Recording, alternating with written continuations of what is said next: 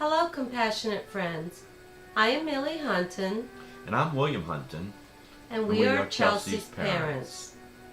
We are here to talk to you about the compassionate friends. But first, let me tell you a little bit about our daughter, Chelsea Marie. She was born in England and raised in Canada and Germany, while her dad was serving in the United States Air Force. Chelsea was adventurous and full of life. No one was a stranger to her. She had the gleaming personality that just attracted everyone. She was such a happy young girl. Chelsea had suffered many years from pain caused by scoliosis and carpal tunnel. So we guess she was talked into buying something off the street for pain, not knowing what she got was 100% fentanyl. That was a word we had never heard of before until October 17, 2016. Fentanyl ended our daughter's life instantly. The impact of Chelsea's death was devastating for both William and I. My days were spent longing for her hugs, our chats, her presence. Her scent was on all her things. I dreadfully missed those mom and daughter moments. William began to worry about my own well-being and suggested we seek counseling. So he arranged sessions with a counselor. The counselor was pleasant. We talked. We cried. We told her our story. But we just did not connect. How could this person understand what we were going through without having experienced the death of her own child? We finished with the sessions and knew there must have been something else out there. Before Chelsea had passed away, we had gone to the Louisiana Renaissance Festival in November of 2015. It was one of the best days we had ever spent together. Before leaving the festival that day, we talked intensively of how we would dress up the next year. So I bought theatrical grade costumes and we planned to attend the next year's festival. But Chelsea passed away the month before the 2016 Renaissance Festival. We managed to pull our emotions together and we went to the festival anyway. It was not to celebrate, but to go in memory of her as we knew she would have wanted us to. So we went to the festival and we released a butterfly balloon with her name written on it. We also tossed a dozen roses into the lake on the festival grounds. We chose pink roses because pink was her favorite color. We all said a beautiful prayer. The balloon release was actually orchestrated by the festival's Queen Elizabeth and her close subjects.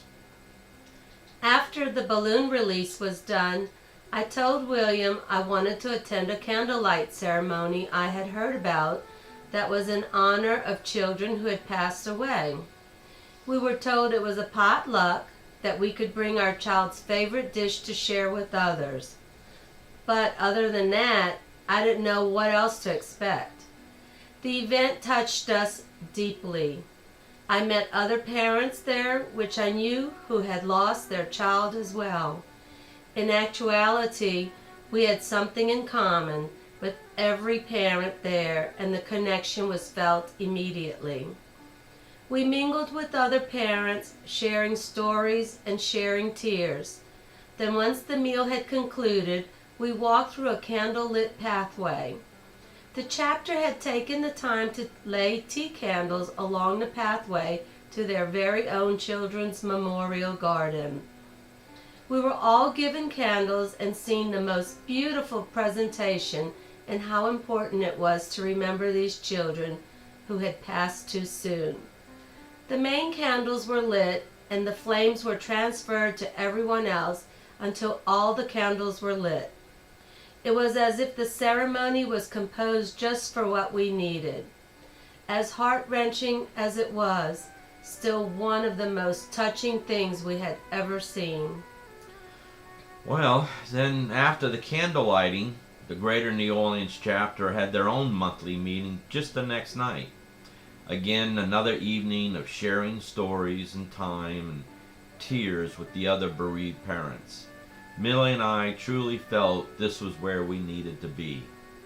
As Duffy, our past co-leader, would say, this is an organization I would never want to be part of, but being here now is the best place I could possibly be with the greatest people in the world. A year later, Duffy passed away, which made running the chapter very difficult for Denise St. Pierre, our chapter leader. Duffy and Denise had both met in the Compassionate Friends, having both lost sons. It had been nearly 2 years since we lost Chelsea when Denise asked us if we could take over as chapter leaders for the Greater New Orleans chapter. At first I said I could not deal with my own grief and then help someone else with their grief as well. But William said we could do this, and he said he would never let me take on more than I could handle. Being part of the Compassionate Friends has meant a lot to both William and I. As members, we immediately felt the connection with other parents and shared the common bond of emptiness. At first, we just kept volunteering to do little jobs for the chapter, trying to help however we could. We started to find some comfort in the little things we could do, knowing we were doing these things in memory of our Chelsea, while helping others along their journey of grief.